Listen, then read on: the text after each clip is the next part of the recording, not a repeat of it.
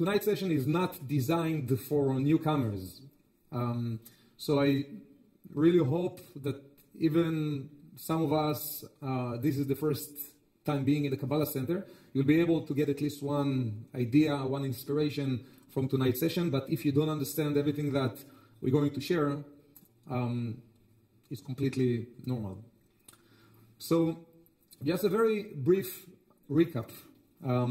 Last week, we focused on the work that the Kabbalists guiding before Passover as far as recognizing, revealing, exposing our inner motivations that they are not aligned with our soul. Limited motivations that affect each one of us in the choices we make, in the way we act, in the things that we say, in the directions that we take. Those motivations, limited motivations, are coded in the terms as chametz and seor. Two aspects represent two limited motivations. The chametz, as we mentioned, represents limited motivations that can be based on fears or based on what we framed as addictions. As we mentioned, the addictions, they're not just in the physical level, but we're all addicted in some level to some type of energy that when we don't get it, we get upset. Addictions for recognition, we need to get recognition from people. Addiction for energy of respect, we need people to respect us. So those two levels of inner motivations that they are considered to be limited motivations. Fears and certain type of addictions for each one of us. Some of them, they are pure internal limited motivations, and some of them, as we spoke about last week, they are connected more with the external, with the outside world. And the work in the last week, as I guided you, was to recognize, to reveal, to expose to your capability, what are your limited motivations in life. Since the night of Passover, as we're going to read from another part of the Zohar tonight, there is an infusion of light that can free each one of us at the soul level, at the core level of who we are, from being enslaved to those limited motivations, to awaken our desire in a whole new level for the coming year. When we speak about our spiritual direction, our spiritual work, our spiritual motivations, for most of us, if we're looking internally, we all want to grow. We all have desire to grow. We all have desire to change in a positive direction. However, as we all know, those of us studying for a few months or for a few years or for many years the wisdom of Kabbalah, or practicing any type of spiritual practice or wisdom, there is a gap between my desire to grow, my desire to change, my desire to transform, my desire to connect with a higher version of myself, and the ability to manifest those desires. I might desire certain positive, powerful things as far as growth, but not always we find the strength and the energy to follow and to manifest what we believe will be the best thing for us. Imagine you speak with your friend, and your friend shares with you that in the last 2 weeks, they start to practice something that changed their lives. In the last 2 weeks, they share with you, they wake up at 4 a.m. And between 4 a.m. to 7 a.m., they are capable to accomplish things that normally they would accomplish in the entire day. And from 7, their mind is so clear that they are capable to accomplish so many more things in each one of the days just because they are waking up at 4 a.m. And you get so inspired. You're not sure, I'm going to wake up at 4 a.m. I need to sleep a little bit more. Maybe I will go to sleep early. You start to make plans. How can I manifest this? Because it sounds amazing. I want to try. And you might get inspired by an idea that might seem to be amazing direction to accomplish, to achieve even more in the day or in your life. But you putting the alarm clock, it rings, you're ending up to wake up at 7 or at 9, and you try again, and as much as you want, it doesn't really manifest. It doesn't really happen. Imagine a desire that being awakened in you. You experience a meditation, a simple meditation like we just did, and you realize, wow, those 2 minutes of just breathing with consciousness makes such a difference. I really want to apply and to do it every day. 2 minutes. 2 minutes of meditation. I believe it will change the frame of my energy each day. And we're so inspired about doing something that is so positive for us. And after 2 weeks, we just remembered why I was thinking to start doing it, but I completely even forgot about it. Moments that we get inspired about amazing, powerful things that we can do, that we truly believe internally, that will improve different aspects in the quality of our lives, but we end up not doing it. How many of you with me? How many of you know what I'm talking about? It can go obviously that I recognize I must invest more in the relationship I have in my life, but in one moment I'm very clear, it's very important for me and I should invest more. But ending up to go back into the norm, investing in my business, in all the things that I do, and after 2 months, realizing, oh my God, I really need to invest energy here. It can be exercise, it can be so many things for each one of us. However, positive, amazing desires that being awakened, that we don't find the strength to follow up on those desires. It happens to all of us. The Kabbalists explain that it was even designed in this way, that there will be positive, powerful desires awakened in each one of us in a way that not always will find the strength and the energy to follow up and to make it part of our reality just like that. Just because I think it's amazing and powerful and it will become part of my reality. The system of this universe, in some way, the process was designed in this way. Now, when we think about each one of us, we are people that investing and making lots of effort in many areas, compartments in life. One thing that put us, all of us together here, it's our desire to invest in our spiritual growth. However, to realize that the system was designed in that way and not for a negative purpose. Not for the desire to be awakened and then I will not have the strength to follow up and then I will have guilt or I will feel better about myself. The outcome of what happens later on is not part of the design. It's part of the free choice. So when we think about our process as human beings, that not always succeeding in following up completely on clear, powerful desires that being awakened inside of us, in Kabbalah, we ask where this desire comes from. And we ask, if I do have this desire, and I do realize that I didn't have the energy to follow through, where the energy comes from. If I would know where the desire comes from, if I would know where the energy comes from, maybe I can put myself in a pathway to awaken more of this power that is needed in order to follow up and to follow through my positive, powerful desires to grow, to change, to transform, to add more energy into my life. The system, as the Kabbalists explain, follows the structure of the tree of life. The tree of life is the metaphysical design of this universe. So in the basic level, as those of us who are more advanced, you already know, we talk about 10 dimensions. We talk about 10 levels of energy, of consciousness, what we call the 10 sefirot, 10 emanations, 10 spiritual levels. When we look at the bottom of the tree of life, this known as Malchut, this is the name the Kabbalists gave to this reality, the world of Malchut. Malchut is the frame of our vessel. Malchut in all the writings is being referred to kind of the energy of the moon. Why? Since we know the light we see in the moon does not being generated from the moon itself. The moon does not have the light, the energy of itself. The light that we see in the Malchut or in the moon is the light that is being received, being reflected, more correctly, the light that comes from the sun. Okay? So the Malchut is our world, our needs.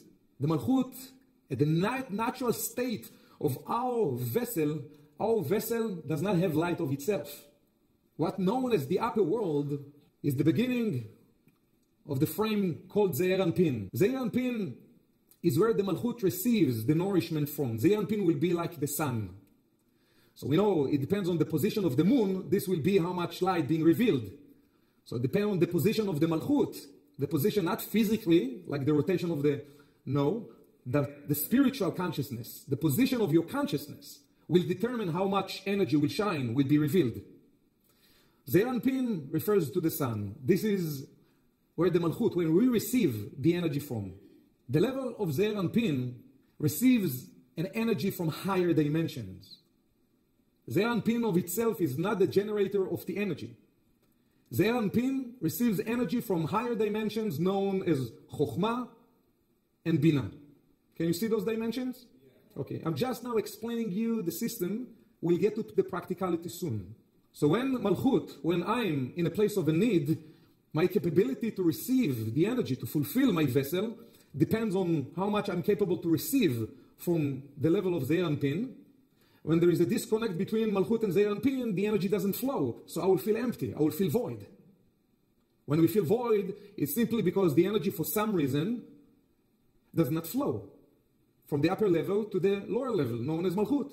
And Zeir Anpin, as we mentioned, receives from what known as the source of the energy, which is Chokhmah and Bina. We have in Keter on the top. This is a level that we don't touch at this point, and obviously this system receives all the energy from the Creator, from the divine energy in the universe. The level of the Zeir Anpin will be the inner power inside of each one of us. The soul energy is connected with the level of Zeir Anpin. Our soul energy connected with Zeir Anpin. So our soul energy receives from those two higher dimensions, Chokhmah and Bina, but to the extent that we are connected with our soul power, with our inner powers, this is the extent eventually we'll be able to draw that fulfillment into our needs, into our vessel. How much am I connected with my inner powers? How much are you connected with your inner powers? It will be how much the energy of your soul that resides within Zeir Anpin can flow, that energy can flow into your needs, into your day-to-day lives. When we are not connected with that energy, we will experience, when we disconnected from our inner powers, we'll experience different negative feelings, void, emptiness, weakness, fears, and so on. Let me give you an example now from this physical reality that hopefully will help you understand how this now spiritual system works.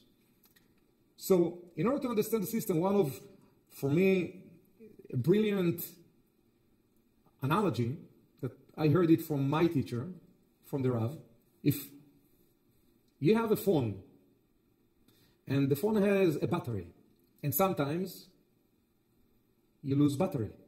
Sometimes the battery gets to the 20%, 10%, 5%, 2%, right? What is the natural, normal way? What do you need to do when the battery goes to 5%?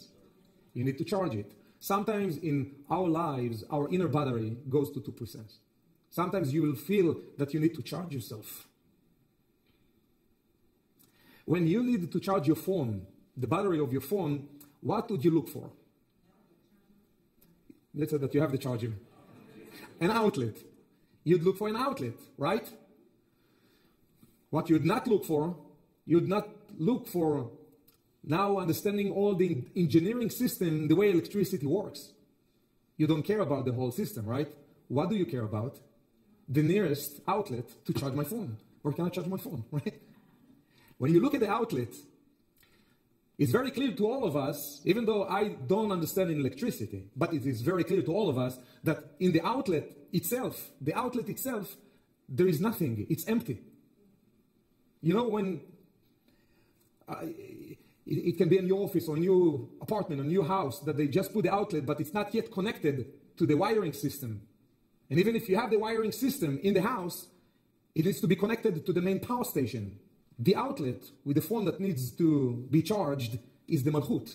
The level of Zeir Anpin is the wiring system. Can you see the wiring system? Can you see in the wall the wiring system? No, it's concealed.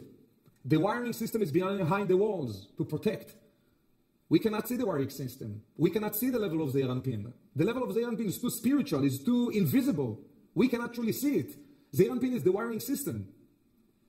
The main power station is that source of energy, which is Chokhmah and Bina. Does that make sense to everyone? So, when our battery is emptied, and we do want to fill up the battery to get more energy, fulfillment, power, inspiration, whatever it is, the natural tendency is just to look for the outlet.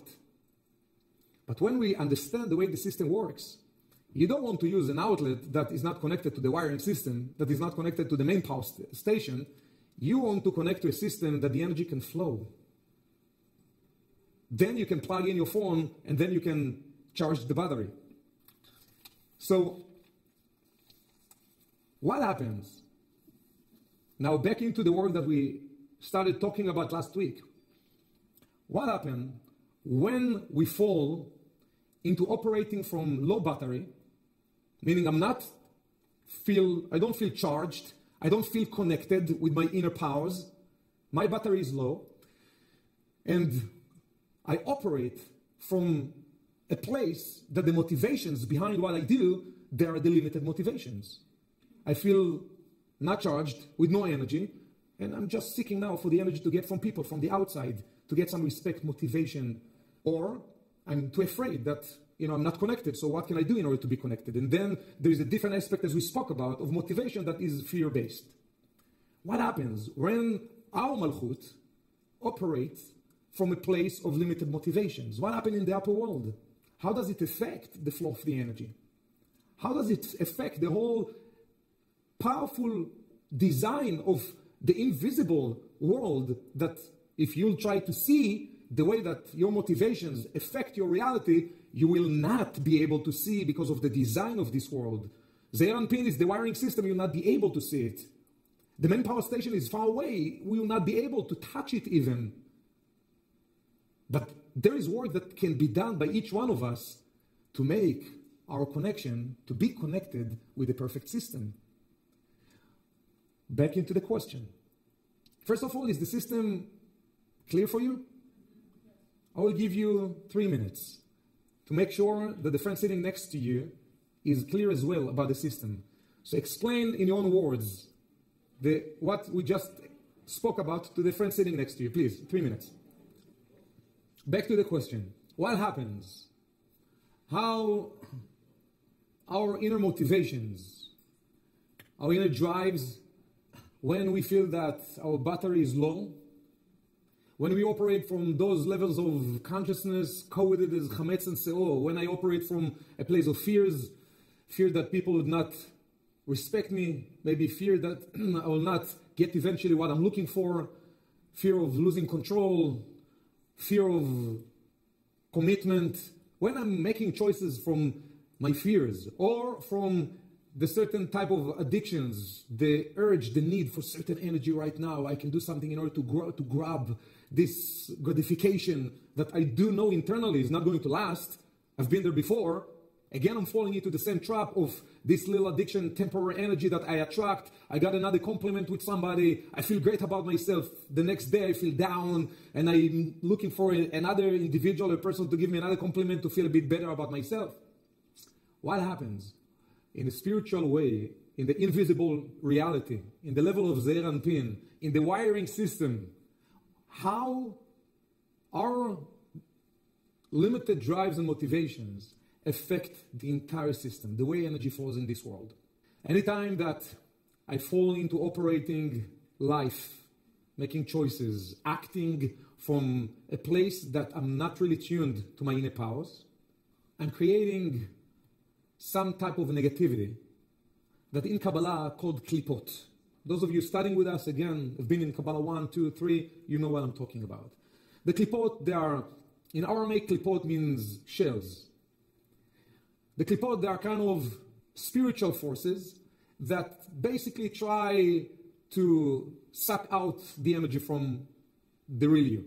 So, when I operate from a place that the chametz and the seor, my fears and need for temporary energy, controlling my choices, my actions, I'm creating type of negative forces known as the klipot, that the tendency of this negativity, it is not just negative energy now that sits and maybe creating some blockage in my life that now I need to remove. It's negative energy that cannot exist without light. So this negativity will try to find a way to get more spiritual energy. You know, normally when we find ourselves going down, it's much easier to keep the direction of down than going up.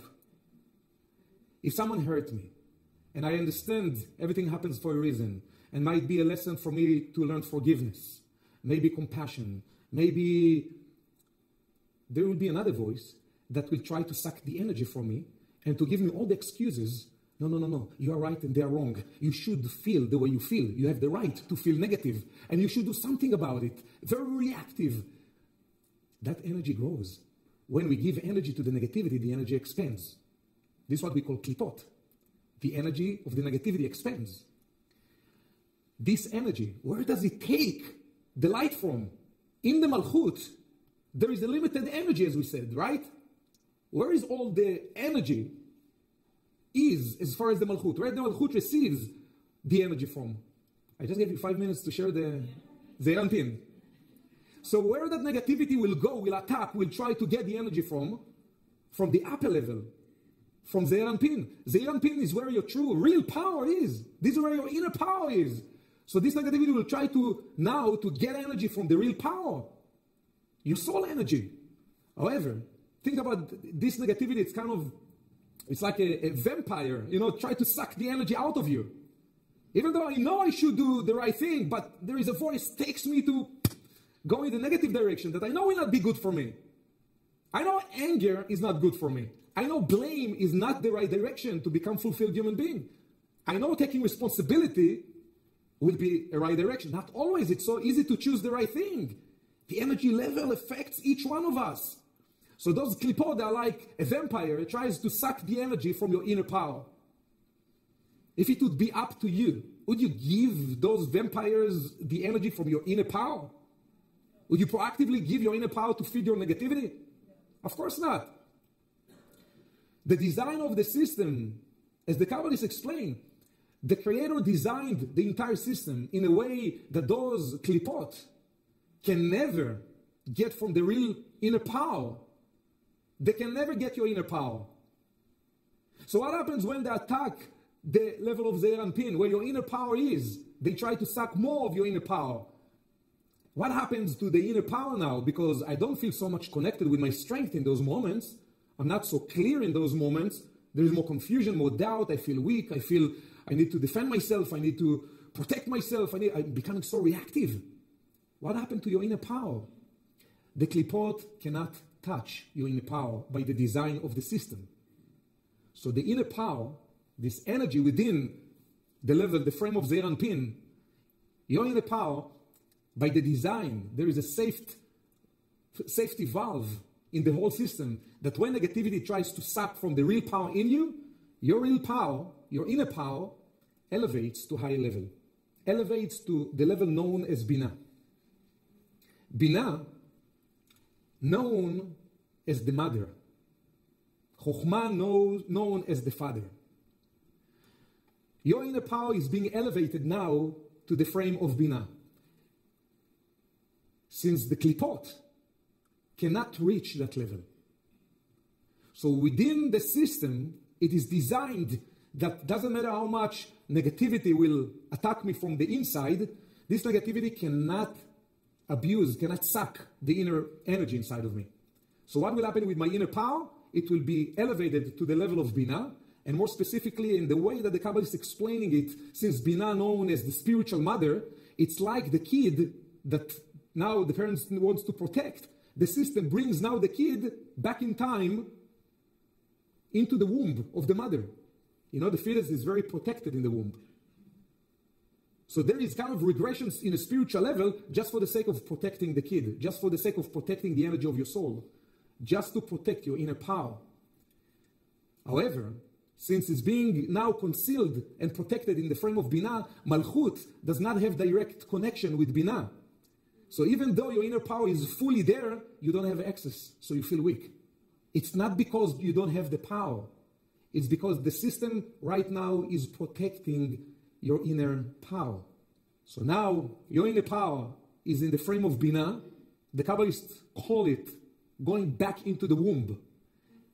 What we spoke about last week of the 7 stages, this is back into impregnation.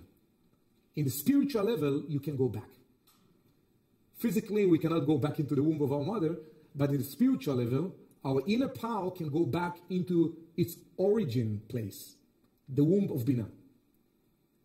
This is the first phase, as we spoke last week, about the formation, activation of a vessel, impregnation. Of course, in the Malchut level, we continue experiencing life, but without being connected with our inner power. Some people completely forget that they have their inner powers. And they become addicted to all different ways of just nourishing their needs by external things. They forget who they are. They forget what they are capable of. This is what happened in Egypt. This is what exile represents. Exile is when I'm disconnected from my inner power, since the system now protects this energy. When we ask ourselves, back into the beginning of the session, when I have powerful, positive desire to do something, to grow, and I don't find the strength, why is it so hard to change? If we decide from now on we want to become kind people, generous people, people who express only love and never judgment, if we decide that all what we want is just to operate on the light channel, only positivity, we don't want any negativity to affect us, ever. We want to be pure channels of positive energy in the world. Why is it so hard just to get into that place? After all, we want just positive things.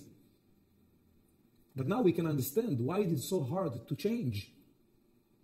Even though the change must start with desire, but still having the desire now always manifest in this world, in this life, in the way that we would wish it to manifest. But now we can understand why is it so hard to change. Because when our desire becomes awakened for a change, it will be already after a process that we went through, which within this process, we made already some choices that came from a low battery way of functioning in life, based on fears and based on attraction to limited gratification and energy. And now some of my inner power became concealed. I'm not accessing my full power. This is why it's so difficult to change. Because we don't access our full power, our inner power. When we think about the desire that we have to expand, to change, to transform, and we realize that the reason why I'm not yet finding the strength to manifest those transformations in my life, and now I know a huge secret that the Zohar, Rabbi Isaac Luria, Rav Ashlag, the Kabbalist, revealed regarding to the way the whole system operates.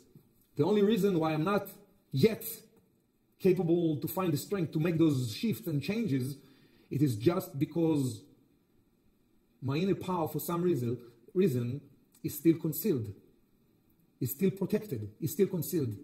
In order to activate the real power, first thing, you need to be aware of your real power. You need to know that you have it. If you don't know that you have it, and I want to go into one section in the writings of Rav Ashlag, in the book, The Wisdom of Truth, which is highly recommended to any student of Kabbalah, and specifically any student of the Kabbalah Center.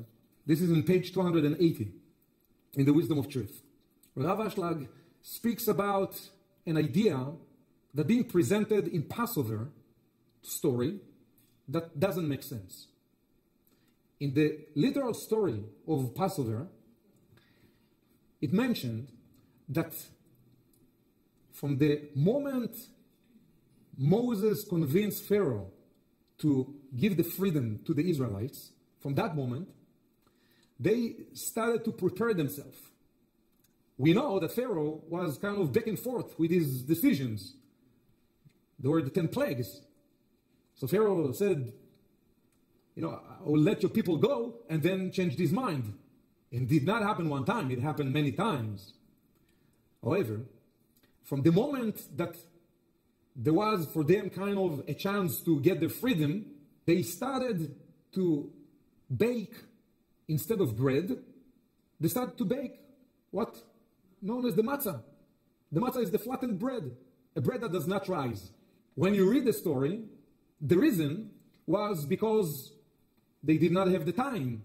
They needed to rush to make the food very quick before they leave. However, they knew that they're not going to leave tonight. They knew Pharaoh changed his mind and it will take a few months till the next round. They knew. Not only that they baked the matzah while they were in Egypt, not in the desert.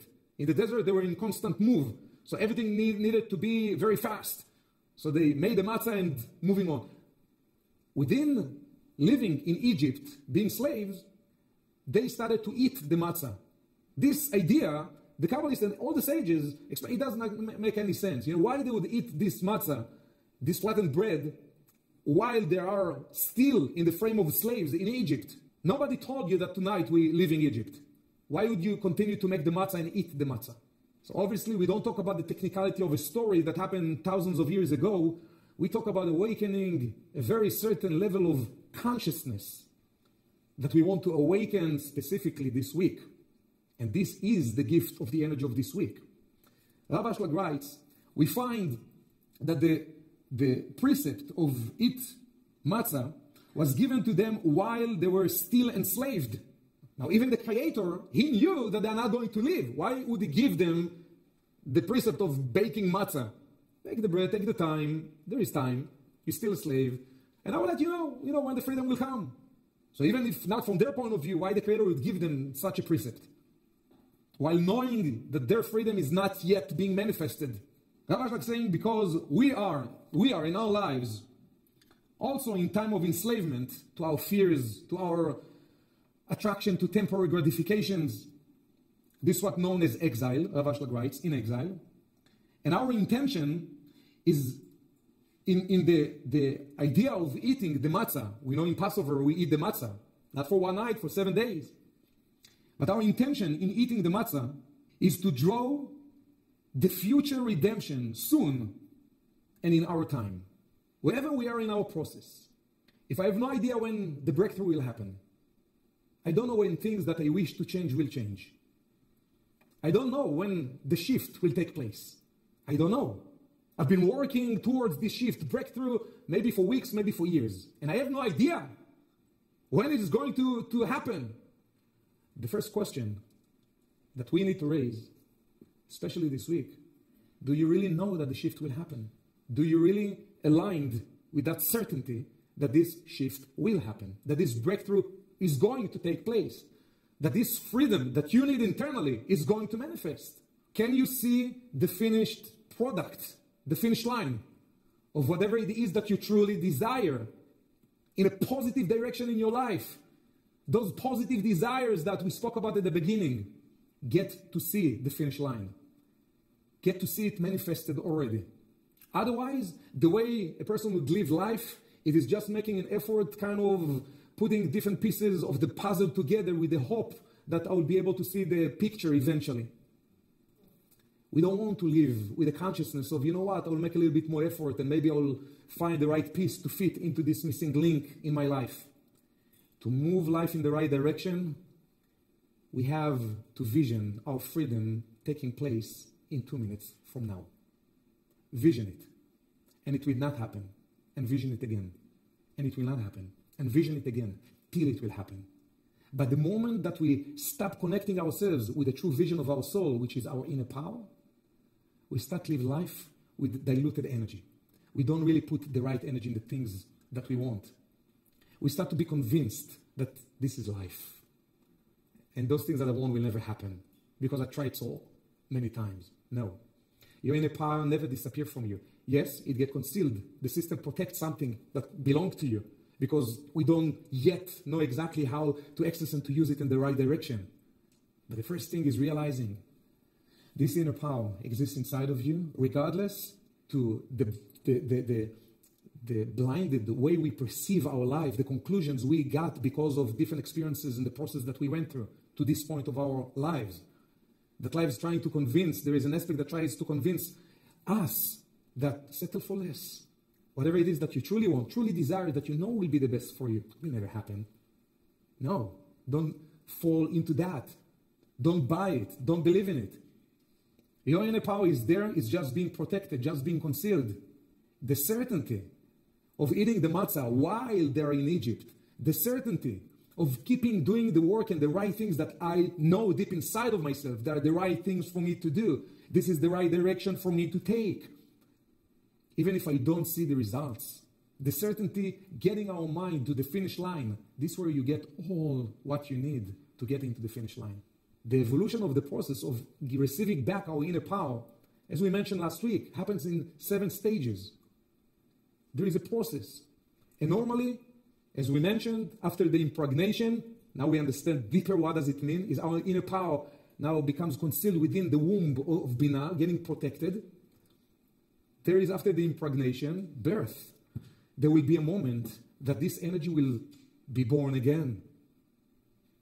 Will start to become revealed again, but in phases, in stages.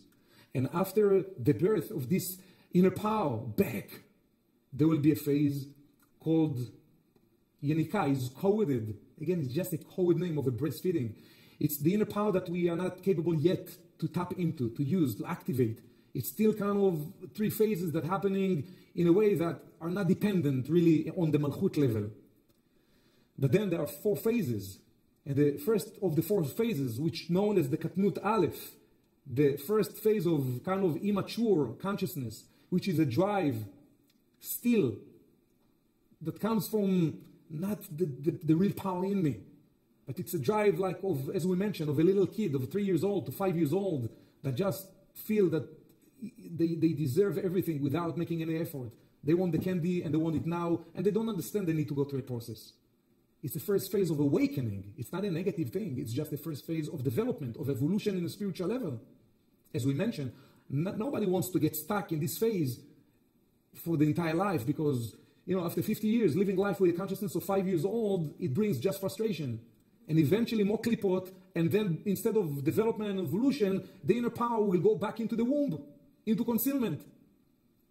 So normally, in order to reveal the inner power must go through 7 phases. And many times we're losing ourselves in this process. What is Pesach? Pesach in Hebrew literally means to skip over. Pesach, it is one night that the gift the universe is handing to each one of us is to skip over the entire process, the 7 stages, to reconnect with our inner power. It is one night that we can draw down, we can awaken the inner power that God concealed, but not an aspect of it, as it goes in 7 stages of process, but the most expanded aspect of the inner power of yourself at the soul level can shine into you, into your consciousness, can be awakened at that night. The gift of Pesach, from the word Yifsoach in Hebrew or in Aramaic, it's one night that the gift the universe is giving us is to skip the entire process, to reconnect, to reignite with our inner power like we never experienced before in our lives. That when you get the taste of the real power inside of you, from that moment, it affects the entire way we're making decisions in life, we operate, our action, everything we do in life can be different if we plug in, and when we plug in to this energy. The Zohar says, Passover not by accident always falls in the full moon of Aries. The full moon of Aries, what is a full moon in general? Full moon represents that the vessel is completely filled up with the energy. It's a day that energetically there is unification between the sun and the moon, between Zeir Anpin and Malchut. There is a complete unification. Especially the full moon of Aries. This happens in every full moon, but especially the full moon of Aries. Every individual can reignite the connection with the most expanded aspect of our inner power. We need to start to get the vision of our inner power in this week. Then all the steps that we take in Passover, in the 7 days of Passover, in the night known as the Seder, it is all about to support this activation of energy. But before we reach that moment, we need to get, or to make an effort to get a glimpse of how does it look like being connected with my inner power. So I want to ask you, how does it look like when you are connected or will be connected with your inner power? You need to taste it before it will happen. This is the secret of this week. Getting to taste the most expanded version of yourself before that energy manifests in the day of Passover. Take 30 seconds now, before even discussion. Try to vision, how does it look like being connected with your real powers? Being connected with your real powers, with your inner powers. How certain choices in your life would be different. How certain actions you take in your life would be different. Get yourself to get a glimpse of how life is going to be different when I will be plugged in, when I will be connected with my inner power. Passover is the one night out of 365 days of the year that there is the ignition. There is the universe is helping us to ignite the connection with our real power without the need to go through any phases. So again, this week is to awaken the vision of how does it look like and how is it going to affect your inner world and even your external world when you operate from your inner power. To share with a friend sitting next to you, just 2 minutes before we go. Okay, so I encourage all of you to keep the discussion not only for tonight but for this coming week, to keep the mindset, the consciousness in the right direction, to be able really for all of us individually but as well collectively to connect with this gift this week, and specifically the gift of Passover, of Pesach on Friday night. So for us, Passover, it's not about a holiday or tradition or religion, or for us, Passover, it's a night that we can awaken the most expanded version of ourselves, to allow each one of us to go through this coming year in a way that we will be able to experience the most powerful, positive breakthroughs that we wish for ourselves and for each other as well.